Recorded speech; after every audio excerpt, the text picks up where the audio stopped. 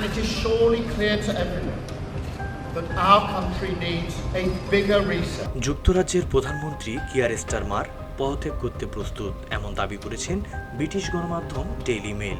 প্রতিবেদনে বলা হয়েছে তিনি তার ঘনিষ্ঠ মহলকে জানিয়েছেন বর্তমান রাজনৈতিক পরিস্থিতি দীর্ঘদিন টেকসই নয় এবং তিনি কিছু শর্ত সাপেক্ষে দায়িত্ব ছাড়তে চান। মন্ত্রিসভার এক সদস্যের বরাতে প্রতিবেদনে বলা হয়, স্টারমার হঠাৎ করে সরে দাঁড়াতে চান না, বরং একটি নির্দিষ্ট সময়সূচি ঘোষণা করে ধীরে ধীরে ক্ষমতা হস্তান্তরের পরিকল্পনা করছেন। বর্তমানে যুক্তরাজ্যের লেবার সরকার বড় ধরনের রাজনৈতিক চাপে রয়েছেন।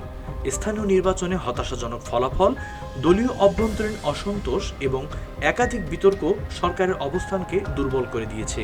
বিশেষ করে পিটার ম্যান্ডেলসনের নিয়োগ এবং শিশু যৌন অপরাধী জেফ্রি অ্যাপস্টাইনের সঙ্গে তার সম্পর্ক নিয়ে সমালোচনা নতুন করে চাপ বাড়িয়েছে। সবশেষে পরিস্থিতি আরও জটিল হয়ে ওঠে সাবেক স্বাস্থ্যমন্ত্রীর অবস্থানের কারণে। শনিবার তিনি জানান, ভবিষ্যতে লেবার পার্টির নেতৃত্ব নির্বাচনে তিনি কিয়ার স্টারমারের বিরুদ্ধে লড়াই করবেন। একই সঙ্গে তিনি স্টারমারকে দ্রুত পদত্যাগের সময়সূচি ঘোষণার আহ্বান জানান। এদিকে জনমত জরিপে স্টারমারের জনপ্রিয়তা দ্রুত কমে যাওয়ার তথ্য উঠে এসেছে। জরিপ সংস্থা ইউগভের তথ্যমতে প্রায় 69% ব্রিটিশ নাগরিক তার নেতৃত্বে অসন্তুষ্ট।